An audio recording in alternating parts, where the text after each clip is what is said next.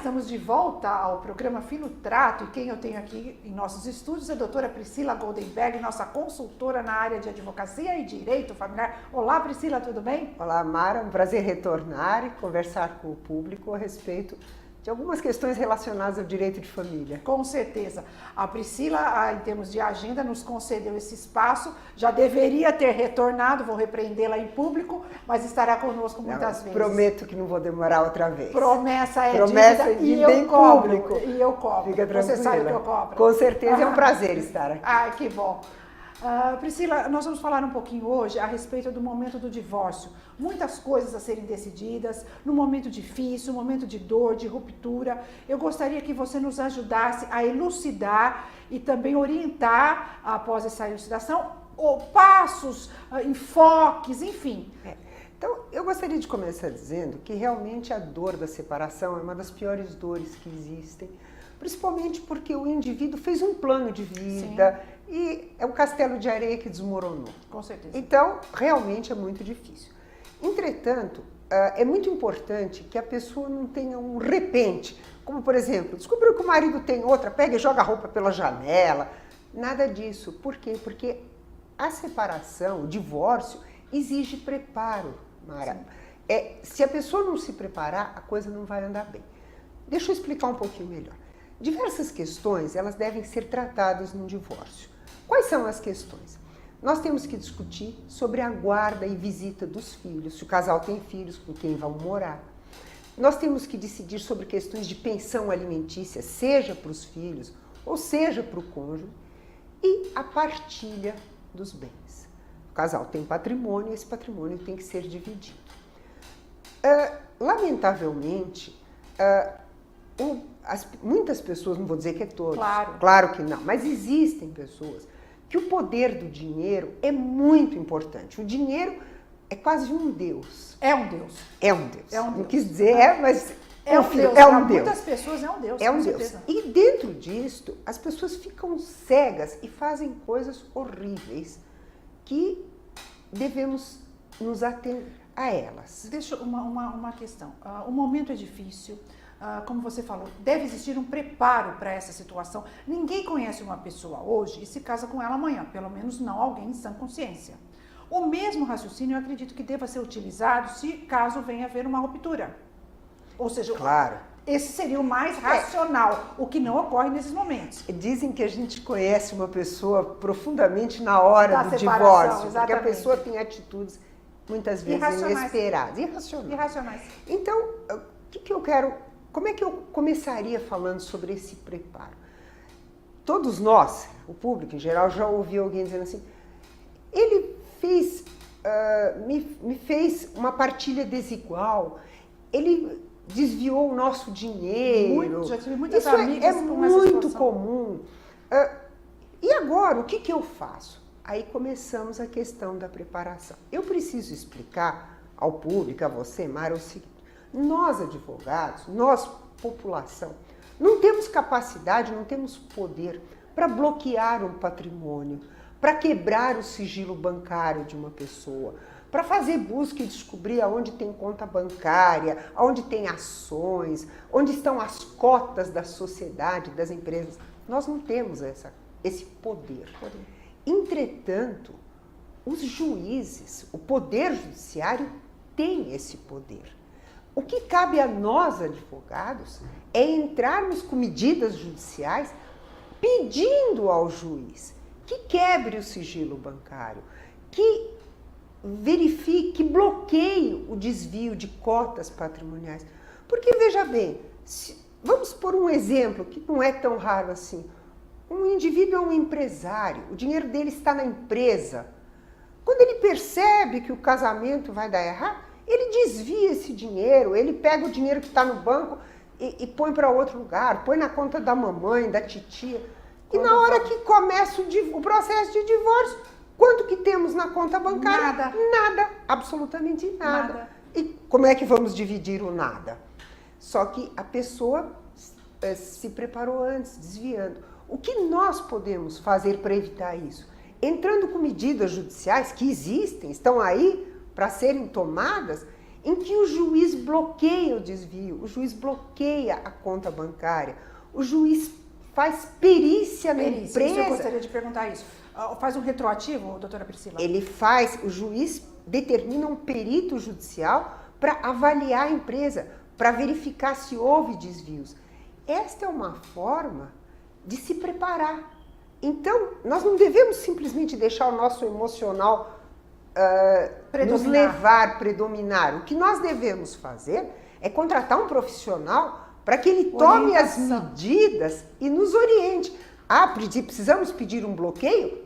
Vamos pedir um bloqueio. Precisamos pedir uma perícia? Vamos. Estas são medidas preparatórias. São medidas que tomamos antes mesmo de ingressar com a ação de divórcio.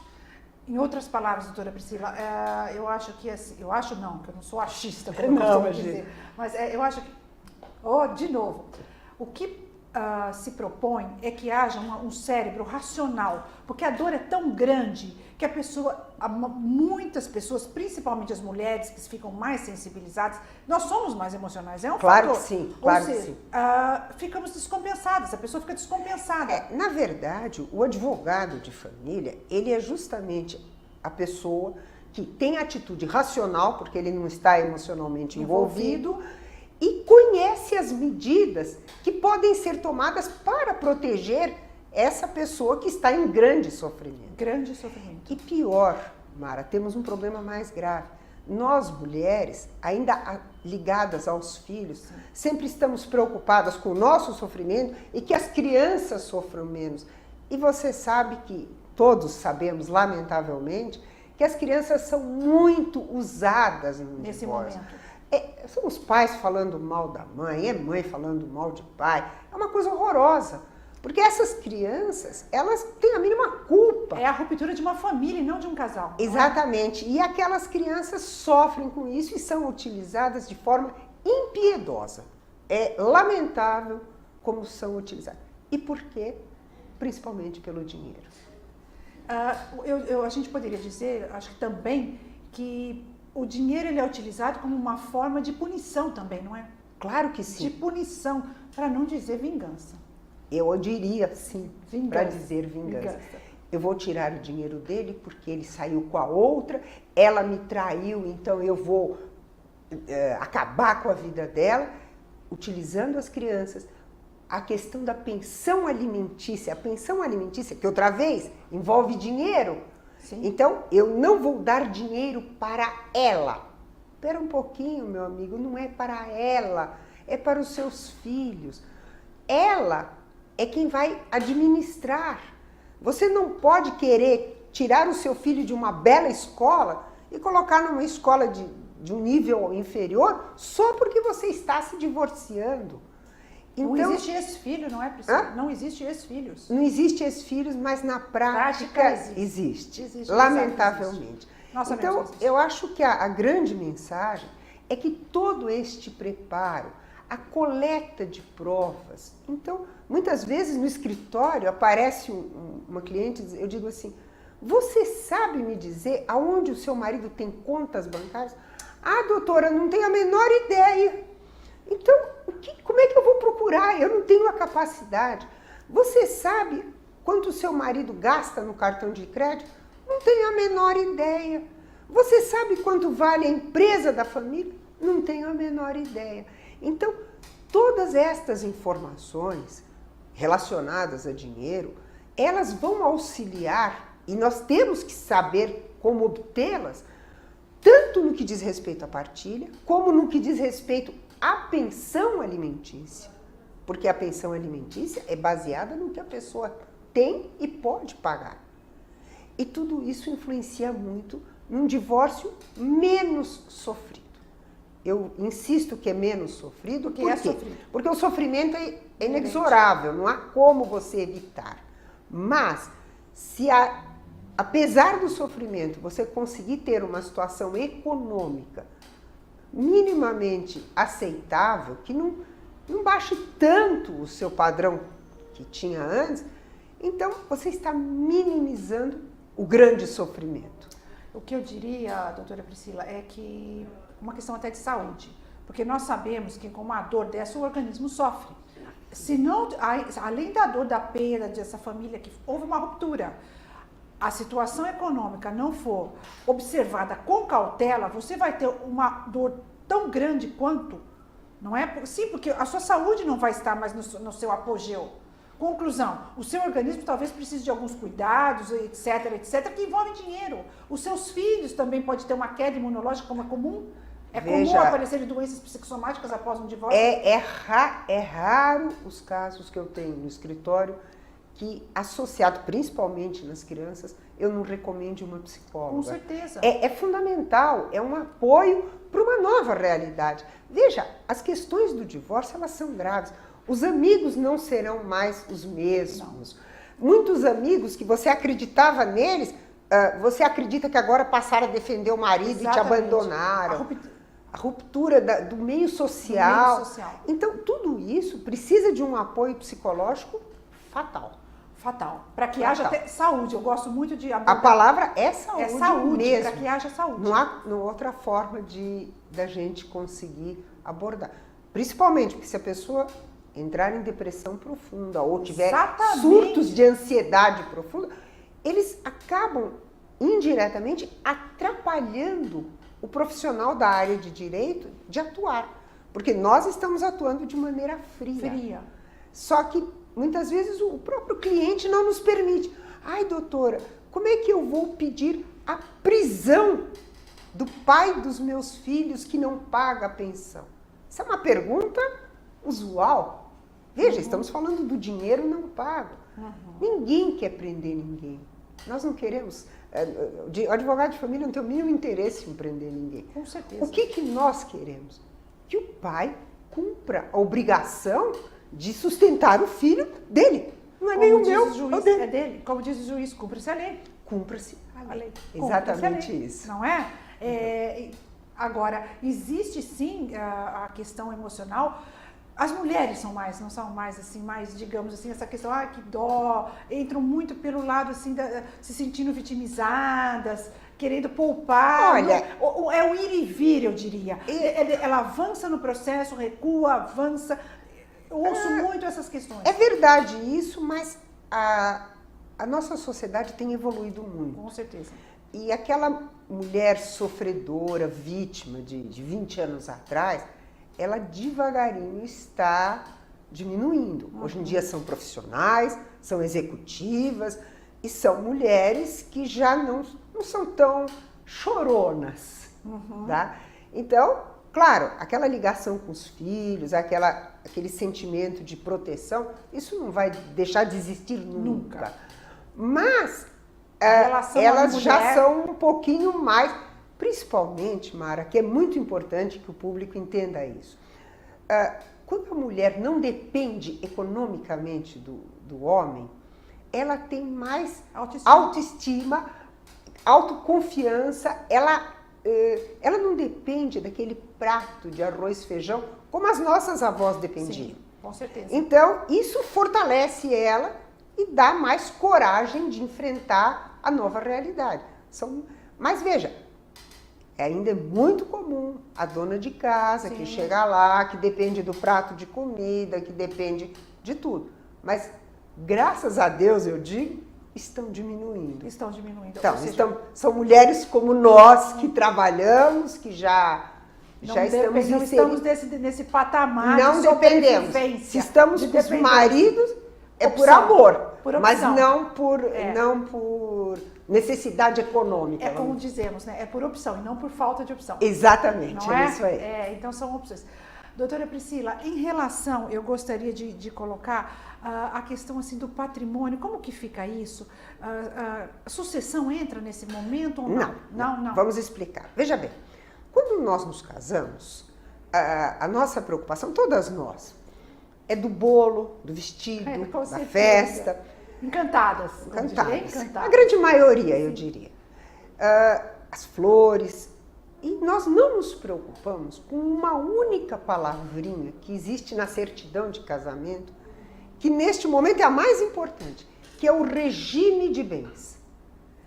O regime de bens, porque veja, o casamento é um contrato. É um contrato. É um contrato, é um documento assinado.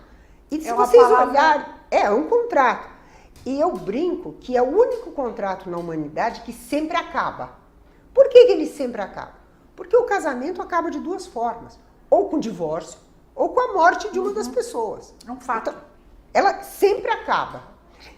Neste contrato, que está refletido na certidão de casamento, lá embaixo está escrito assim, do regime de bens.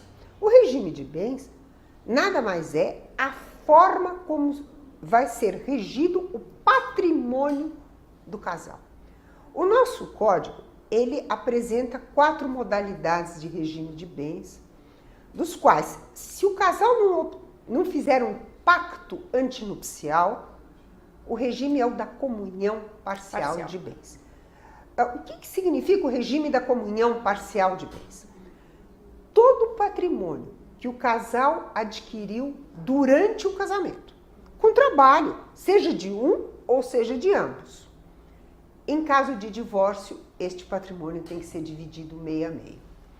Não entram na divisão patrimônio recebido em doação e não entra neste patrimônio herança. Então, se uma pessoa recebeu uma herança, não comunica. Se recebeu de alguém uma doação, não comunica. Este é o regime que, se a pessoa não falar nada, é o regime legal adotado. Isso a partir de 1977. Antigamente não era assim. Antigamente o regime adotado era da comunhão total de bens, ou conhecida universal, em que só tinha um patrimônio. Tudo, não importava que viesse de herança, de doação, se foi comprado antes, durante, depois, não interessa. Ele sempre era do casal. Existe o regime da separação total de bens. Separação total, o que é meu, o que é seu, nada se comunica.